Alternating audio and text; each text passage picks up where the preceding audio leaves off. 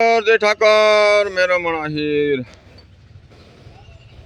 મારે વાત કરવાની છે રામની મહિમા કેવી છે એને તમે ટિપ્પણી કરો ને તોય એ રાજી થાય છે. બોલો ગમે એ રીતે મારું નામ લે ને મારો તોય હું એના માટે રાજી છું, પણ મારું નામ લેવું જોઈએ.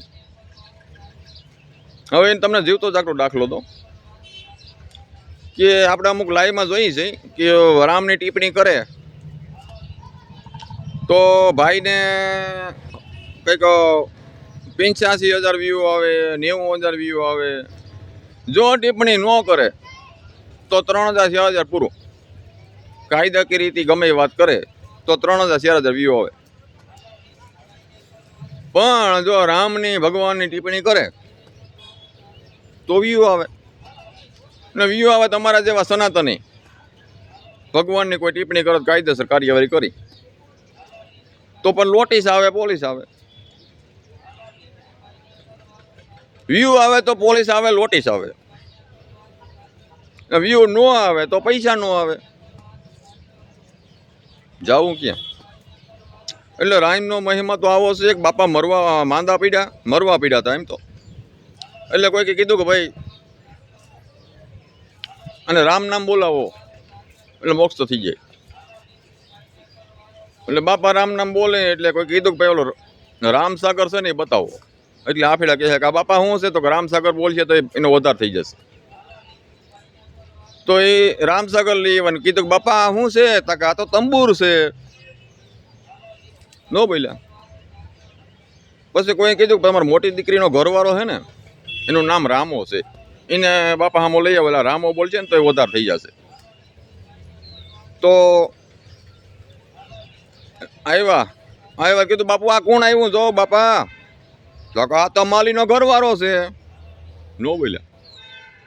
એટલે ભગવાન રામ કે કોઈ રીતે રામનું નામ મારું લે તો હું એના માટે રાજી છું, કોઈ રીતે. એટલે આવો ભગવાનનો મહિમા છે. એનો એક અંગોઠાનો વિડીયો મૂક્યો તો કોઈના ફિગર એક નથી, કોઈના મોઢા એક નથી. હવે આ નાક છે વાહે આપ્યું હોત તો, આ આખું છે સાઈડમાં આપ્યું હોત તો, બટકું ભરી એને વાહે દેખાડત, કચરો નથી પછી હુંગત, સુગંધ કેવો હશે ને પછી મોઢા મૂકત. આ બધું એક હરખું આપી દીધું. જોવાઈ જાય, સૂંઘાઈ જાય, બટકું ભરાઈ જાય. આ કાન નો આપ્યા હોત તો, ખાલી હોલ આપ્યા હોત તો સસમાં રહેત. એટલે બહુ બુદ્ધિશાળી છે. બધું સમજીને આપ્યું કે આ નાક આપ્યું કે ફલાણા ભાઈ મોટો વ્યક્તિ ગમે એ હોય નાક કપાઈ જાય ને એટલે સમજી લેવાનું કે ફલાણા ભાઈનું નાક કપાઈ ગયું છે. એટલા નાક આપ્યું ઈશ્વરી કે નાકથી મોટું કોઈ નથી શરીરની અંદર. આ નાક જેનું કપાઈ ગયું ને એનું પૂરું. એ તો આ કાયાનો ઘડનારો છે. યો કાયાનો ઘડનારો, બંગલાનો બાંધનારો, કેવો મારા રામ માળુથી બંગલો ગોને રે બનાયો. કાયાનો ઘડનારો, બંગલાનો બાંધનારો, કેવો મારા રામ માળુથી બંગલો ગોને રે બનાયો. લોઢું નથી રે વીરા, નથી એમાં લાકડું, નથી ખીલો કે નથી ઘીલો કે નથી ખીલી મારા રામ માળુથી બંગલો કોને રે બનાયો. એ માળુથી બંગલો કોને રે બનાયો.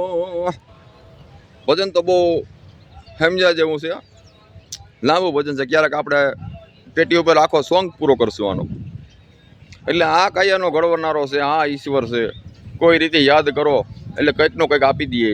તો જય મુરલીધર, જય ઠાકર.